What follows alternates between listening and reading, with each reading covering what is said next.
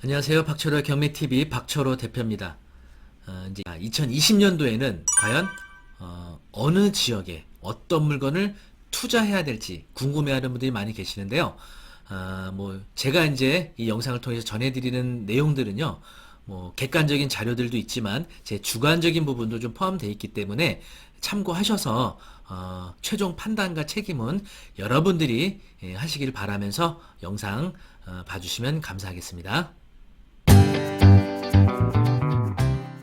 네, 그 2020년도는요, 이제 2019년도에 발표됐던 다양한 부동산 규제 정책들, 또 세제와 관련된 부분들이 적용되는 시기이기도 하죠. 특히 2020년도에는 다주택자, 특히 이제 3주택자가 신규로 이제 취득하시는 경우에는 4주택부터는 취득세가 중과된다든지, 그렇죠? 또 종부세에 대한 세부담이 더해진다든지 이런 부분들이 있기 때문에 여러분 잘 이제 고려하셔서 투자하시기 바라겠습니다.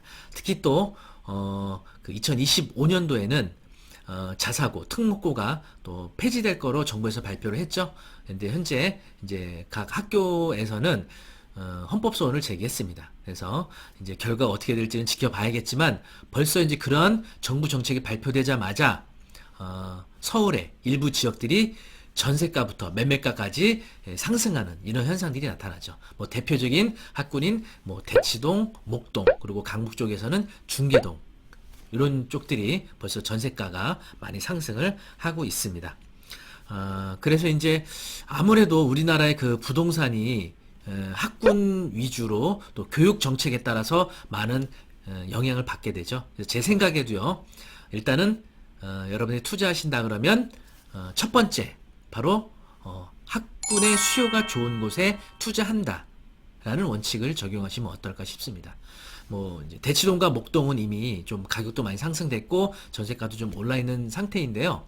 어쨌든 이런 상황 속에서도 여러분들이 경공매 물건 잘 취득을 하시게 되면은 어쨌든 현 매매가 대비 저렴하게 구입을 하실 수 있을 거고요. 특히 2019년 12월 16일에 발표된 그 대출 규제로 인해서 15억이 초과되는 투기 가열지구에서 15억 초과되는 주택에 대해서는 대출이 전면적으로 금지가 되죠. 그러다 보니까 대치동이라든지 목동 쪽에는 15억 초과되는 아파트들이 많습니다. 이런 물건들이 경매로 나오게 되면요. 상당히 저렴한 가격으로 낙찰받을 수 있는 기회가 생길 수 있기 때문에 여러분 아직은 현재는 이렇다 할 물건이 좀 없는데 꾸준히 관심 갖고 지켜보시다 보면 여러분이 원하시는 입지에 좋은 학군에 있는 경공매 물건들을 찾아내실 수 있을 거로 생각합니다. 그리고 이제 중계동은 이제 서울의 좀 주요 학군 중에서 좀 저평가 아직 되고 있는데요. 얼마 전에 제가 이제 중계동 은행 사거리 쪽에 있는 그 청구 아파트 낙찰받았던 사례 소개해드린 적이 있는데 낙찰을 8억 7천에 받았는데 전세가 6억 7천이었어요. 그래서 매우 적은 갭으로 사실 대치동이나 목동은 갭 투자하기 위해서 사실은 상당한 많이 돈이 들어가야 되죠. 대출도 전면적으로 금지되고. 근데 중계동 쪽은 9억 이하 물건들도 있고요. 또 10억 이하 물건들도 있기 때문에 대출도 40% 정도 받으실 수 있고요. 또 전세를 놓으시게 되면은 내가 투자 금액도 얼마 안 들어가게 되는 거죠. 그런 이제 장점도 있기 때문에 학군에 대한 수요. 특히 중계동 쪽은요. 그 이제 왕십리로 이어지는 동북선이 공사하는데 이렇게 오래 안 걸리거든요. 그래서 개통을 하게 되면 그동안 불편했던 전철 교통의 호재까지 있어서 아마 주목을 받지 않을까, 앞으로 상승 여력이 좀 많이 남아있지 않을까 하는 생각이 듭니다. 자, 그 다음 두 번째입니다. 일단은 제가 이제 도표 하나 보여드리게 될 건데 서울에 일단은 신축 공급 물량이 부족합니다. 물론 서울의 주택수가 적진 않습니다. 서울의 주택 물량은 적진 않은데 문제는 뭐냐면 신축 공급 물량이 부족하다는 데 있죠.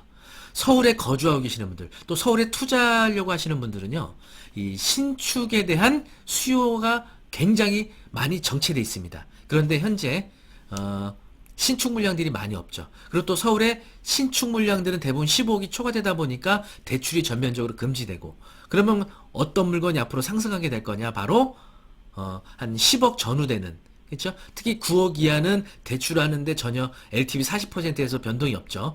특히 9억 이하인데 서울의 9억 이하는 신축이 거의 없죠. 그래서 9억 이하 중 연식이 짧은 아파트라든지 또는 10억에서 한 12억 정도, 그러니까 15억까지 상승 여력이 있는 이런 신축 아파트들, 뭐 대표적으로는 강동구 고덕 쪽이죠. 강동구 고덕 쪽의 20평대가 지금 매물들이 한 11억, 12억 정도 하거든요. 그라시아라든지 또는 고덕 레미안 힐스테이트 이런 단지들이 연식이 짧으면서 15억 이하 아파트이기 때문에 대출도 원활하게 받을 수 있고요.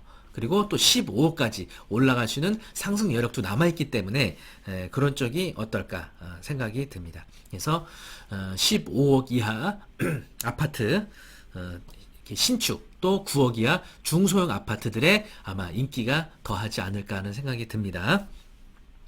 참고로 제가 그 부동산 지인이란 사이트 통해서 서울의 공급 물량 또 전국의 공급 물량 미분양에 대한 내용을 좀 전달해 드리도록 할게요. 네, 여기는 이제 부동산 지인이라는 사이트입니다. 여러분도 직접 뭐 이렇게 확인하실 수 있는 사이트예요. 현재 이제 보이시는 화면은요, 전국의 수요와 입주량을 그래프로 표시한 겁니다. 그래서 빨간 선이 이제 수요량이고요. 파란색 그래프는 이제 입주량을 말하는 건데, 보시면 수요량은 꾸준하게 유지되고 있는데 공급량이 2018년도부터 계속 줄어드는 걸 이제 볼 수가 있죠. 입주량이 이제 입주할 물량이 이제 점점 줄어든다는 얘기죠. 자, 그러면 서울의 지표를 보시겠습니다. 네, 서울 보시면요. 서울은 더 심하죠. 지금 2019년도, 그러니까 2020년도부터는 심각하게 줄어듭니다. 그렇죠? 그러니까 수요에 비해서 공급이 매우 부족하기 때문에 이제 주택용 아파트로 했죠. 아파트 가격이 오를 여지가 있다라고 볼 수가 있죠. 그럼 경기도 한번 보시겠습니다. 경기도의 입주량과 수요량을 보시면요. 여기도 서울보다는 공급 물량이 많았는데 지금 2018년도부터 역시 줄어들게 돼서 2022년도에는 수요량에 못 미치는 입주량이 있게 됩니다. 그렇죠? 그리고 최근 주목받고 있는 부산을 한번 보실까요? 네, 부산은 아직은 공급 물량이 좀 많습니다. 그렇죠? 아직은 부산은 공급 물량 많고요. 대전 보실까요?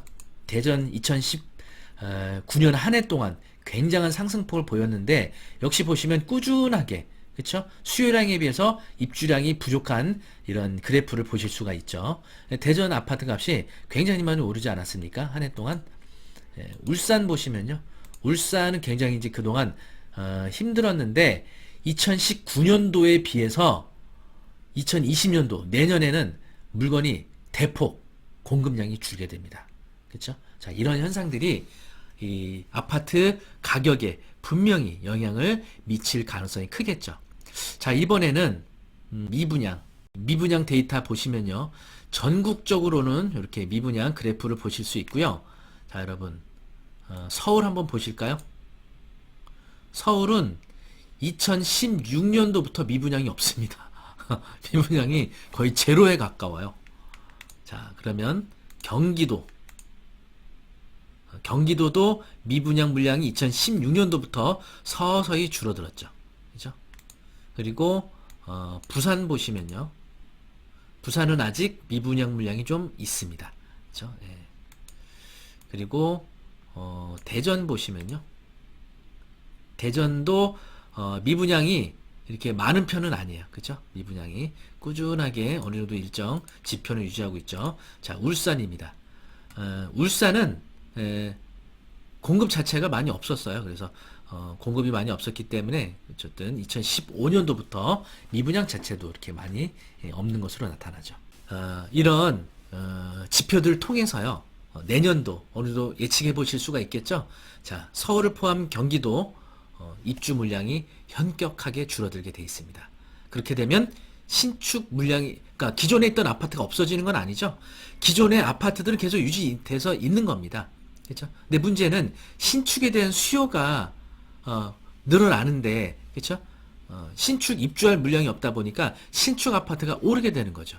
특히 서울은 투기과열지구로서 15억 초과되면 대출이 제한되기 때문에 거래에 부담이 생기게 되죠.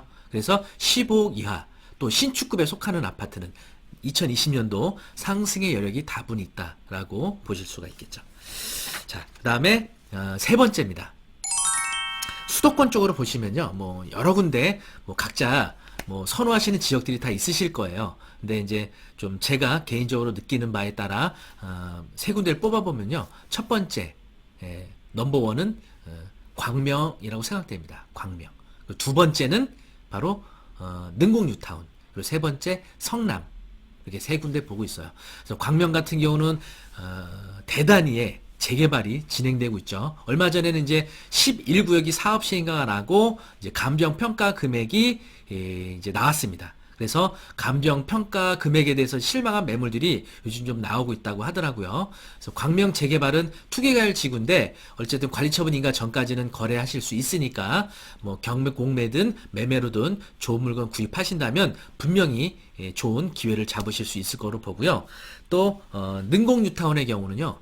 능곡 뉴타운의 경우는 GTX A 노선, 그리고 대곡 역세권 개발, 그리고 대곡 소사선 개통, 그리고 최근에 조정 대상 지역에서 해제가 됐습니다. 그래서 능곡 뉴타운 뭐 2구역, 6구역, 1구역, 5구역 이렇게 돼 있죠. 그래서 대곡 역세권 개발 바로 옆에 위치해 있는 능곡 뉴타운도 비교적 광명에 비해서 저렴한 금액으로 투자하실 수 있는 빌라라든지 소형 아파트 단지들 이런 매물들이 경공매 또는 일반 매물로 나오니까요. 관심 갖고 지켜보시면 어떨까 싶습니다. 그리고 이제 성남 같은 경우도요. 이제 본격적인 재개발이 시작되면서 위례라든지 송파하고 가까운 지리적 입지적인 요건을 갖고 있어서 또 역시 주목을 받고 있다고 생각이 듭니다. 네, 이렇게 뭐 2020년도 부동산 전망을 좀 해봤습니다. 그래서 이런 내용 잘 참고하셔서 여러분 2020년도에 성공적인 투자하시기 바라겠습니다. 자, 그동안 네이버 카페 박철의 경매 아카데미, 또 유튜브 박철의 경매 TV 이렇게 구독해 주시고 성원해 주셔서 여러분들 덕분에 카페 회원수도 9만 명이 넘어가고 있고요. 유튜브 박철의 경매 TV도 구독자가 이제 10,000명을 넘어가고 있습니다. 성원해 주셔서 너무 감사드리고요. 2020년도에도 여러분 많이 성원해 주셔서 더욱더 여러분들께 좋은 정보 제공할 수 있게 힘을 실어주시면 감사하겠습니다. 이 영상이 좋으셨다면 구독, 좋아요 해주시면 감사하고요. 또 여러분들도 모두 2020년도 건강하시고 복 많이 받으시는 한 해가 되시기 바라겠습니다. 감사합니다.